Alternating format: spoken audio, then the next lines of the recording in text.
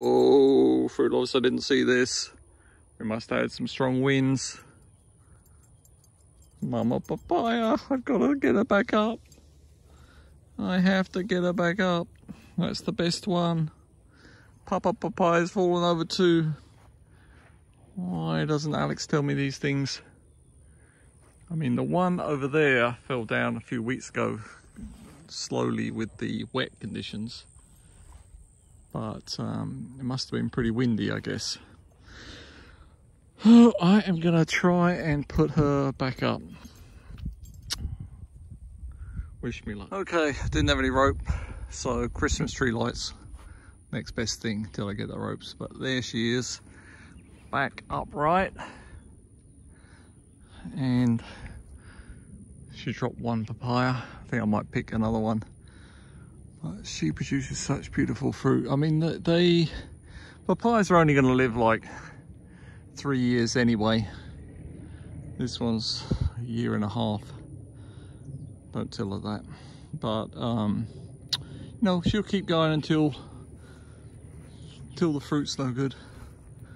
But the fruit's too good at the moment to miss. So let me go and see if I can sort out Mr. Papaya. All right, at least we got her back up. Let me just show you this. Oh, try and lift that fruit up. Oh, try and lift it up. The fruit has got heavier than you think with one hand. Look at that. That's it's like a football size, isn't it? American football. All right, see you later, fruit lovers. Just want to show you the root system here of this papaya. I mean, that's practically non-existent. How does it keep it up there in the air? I don't know. I mean, it looks like it probably had a central thing that snapped. Hopefully that snapping isn't gonna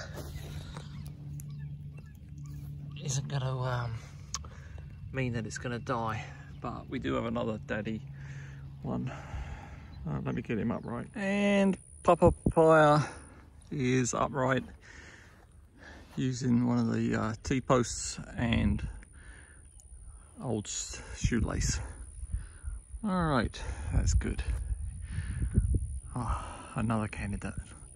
I won't bore you with what else I'm going to do, but that one's going to go up straight too. There's always something in there. Wind, too little rain, too much rain, or the bugs, frosts, searing heat. Oh well, we'll persevere. More clouds in the horizon.